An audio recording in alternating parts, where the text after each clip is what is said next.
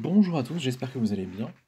Je fais cette vidéo qui va être assez rapide dans le but de réagir à certaines informations que j'ai vues qui visaient à expliquer pourquoi est-ce que le marché est autant dans le rouge et qui, à mon sens, sont partiellement incorrects. Donc, on va voir les éléments que je trouve pertinents et ceux que je ne trouve pas pertinents.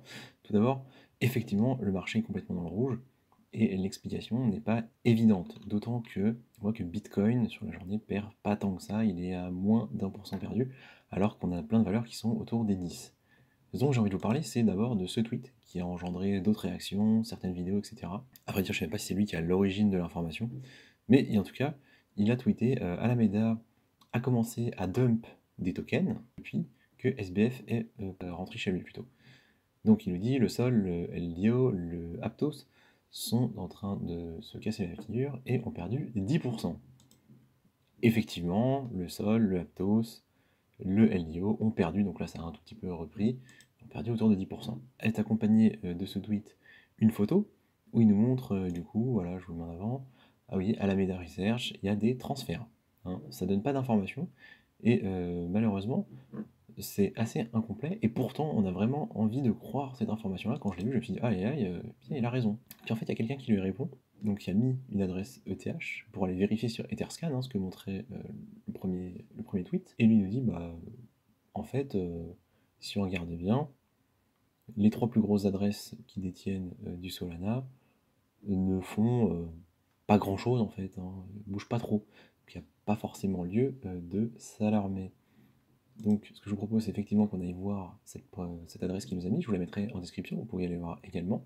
Donc, c'est fait effectivement l'adresse d'Alameda Research. En tout cas, c'en est une qui est disponible sur Etherscan. Ce qu'on va aller regarder, c'est les transactions qui ont eu lieu. Et donc, on voit que là, on a une transaction il y a 44 jours et une il y a 16 heures. Donc, effectivement, la première information qui est confirmée, c'est qu'Alameda fait des transferts. Et on voit qu'ils sont vers le out pour l'essentiel, donc elle a tendance à sortir de l'argent, et il semblera, on ira voir après, qu'elle le convertit en BTC. Cela dit, les proportions sont faibles. Vous verrez là, il y a 121 Ethers, enfin, c'est des tokens qui ont été convertis, et donc c'est une valeur de 121 Ethers.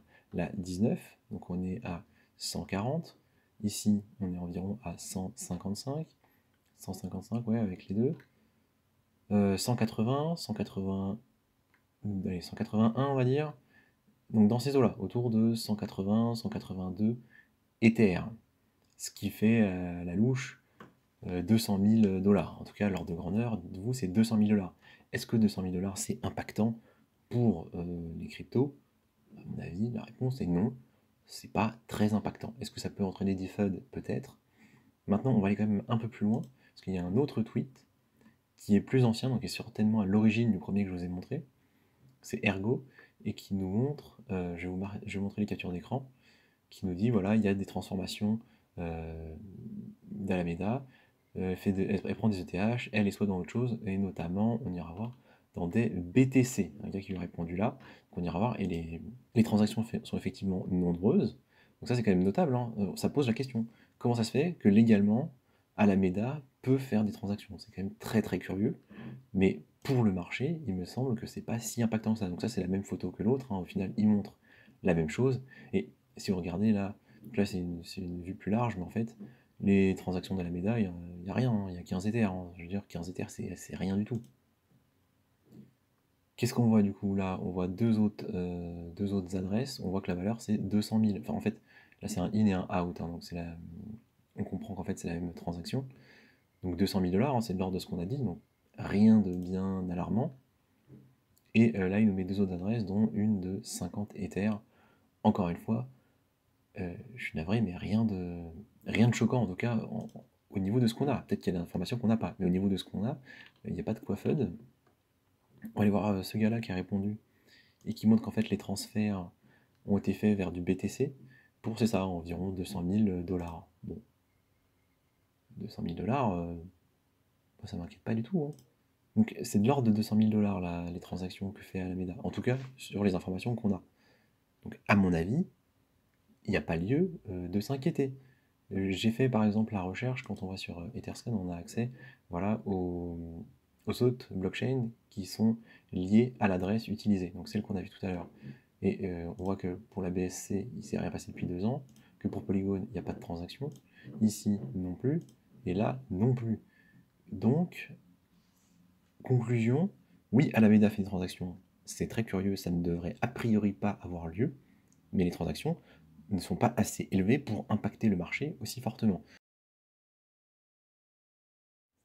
Alors, bienvenue dans la deuxième partie de la vidéo, que je n'avais pas prévu de faire, mais j'ai trouvé ces informations avant de publier, donc du coup je suis obligé de compléter mon travail, hein, je vois pas comment je pourrais faire autrement.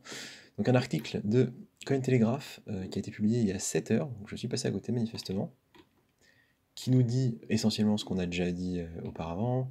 Donc SBF est sorti, il a payé sa caution, et Alameda est en train de vendre des tokens, il y a de l'activité. Donc ça c'est à peu près la même fiche que celle qu'on a vue dans le tweet, avec les mêmes valeurs, donc il n'a rien de nouveau. Mais il nous dit qu'il y a une adresse en 0x64E9 qui aurait reçu 600 ETH de la part de portefeuilles appartenant à Alameda. Ça m'a beaucoup interrogé, donc je suis allé vérifier. Le reste de l'article, c'est les tweets dont on a parlé, donc là j'ai rien appris de plus. Je vous laisse aller voir si ça vous intéresse.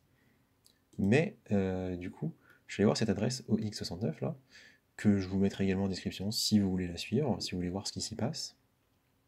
Et qu'est-ce que j'ai découvert que je n'avais pas compris avant? Déjà, on voit que cette adresse, elle a pas reçu de transaction. En tout cas, il n'y a pas de transaction qui sont listées qui vont au-delà de 24 heures. En fait, la première transaction semble être arrivée il y a 19 heures, au moment où je fais cette vidéo, hein, et elle vient d'Alameda Research 24. Donc effectivement, là, ça pose une grosse question. Enfin, c'est que si cette adresse n'est pas taguée Alameda, elle semble quand même être directement liée. On voit qu'il y a aussi la Alameda Research 8 qui a envoyé des Ethers. Et là, je me suis dit, attendez, mais en fait, il y en a combien des adresses? Et donc, avant d'aller là, je vous montre juste que j'ai trouvé 29 accounts liés. Je les ai toutes ouvertes, les adresses, et celles que vous voyez en haut là, ce sont celles qui ont eu des activités au cours des dernières 24 heures. Alors, cela dit, je les passe très rapidement. Il y a beaucoup de transactions à zéro, et j'ai pas vu de montant qui m'ait fait vraiment sortir une information particulière. J'ai rien vu de si énorme que j'en sois choqué. On va juste aller en bas de celle-ci. Bon, là, il y a 121. Et sinon, ça remonte plus loin. Non, c'est pas l'adresse initiale, donc là, il n'y a rien, pas de transaction. Là, il y a des transactions, mais les volumes ne sont pas pas très impressionnants. Là non plus. Là, il y a des transactions, mais voilà, encore une fois, c'est pas grand-chose. Enfin, c'est pas grand-chose. C'est 50 ETH, quoi. Enfin, pour un truc comme Alameda, c'est pas énorme en termes de volume, quoi. Là, non. Là, non, c'était il y a 150 jours. Là, non. 600 jours. L'envoi des dernières heures. Bon, pas grand-chose, hein. Donc là, j'ai fait mon premier travail d'investigation. Je suis pas franchement convaincu que ça ait changé grand-chose. Mais il y a de l'information sur cette adresse-là, la OX64. J'ai fait les comptes. Comme on a dit, l'adresse a été créée hier, donc il y a 19 heures. Ils ont reçu de l'argent, ils ont reçu des fonds, ils en ont sorti, donc là 0, mais après, voilà, il reçoit un petit peu, et il sort. Donc j'ai fait le total, et c'est très très curieux, parce qu'en fait, si on additionne tout, sont rentrés 750 ETH, et sont sortis 1528 ETH. À la louche, hein, j'ai pas forcément mis les petites virgules et tout, mais pour l'ordre de grandeur, voilà. Donc presque 2 fois. Donc comment c'est possible? Je ne sais pas. Si vous avez une idée, je veux bien votre avis. Et 1528 ETH, ça fait quand même presque 2 millions de dollars. Donc là, effectivement, ça commence à être un peu impactant. Maintenant, sur une capitalisation comme Solana de 3,7 milliards, je suis désolé, mais 1 million, 2 millions de dollars, c'est quand même pas non plus un truc qui te fait perdre 10% de ta valeur, hein. Enfin, il me semble pas. Donc, je suis toujours dans cette idée qu'il doit y avoir d'autres raisons, mais Alameda fait quand même des grosses transactions, ça c'est vrai, et peut-être que ça peut entraîner du FUD. Voilà, c'était pour compléter le début de la vidéo que j'avais faite. Si vous avez plus d'informations, pareil, n'hésitez pas à partager, et de toute façon, je pense que vous entendrez parler de cela dans les jours à venir. Merci de m'avoir écouté et je vous dis à la prochaine.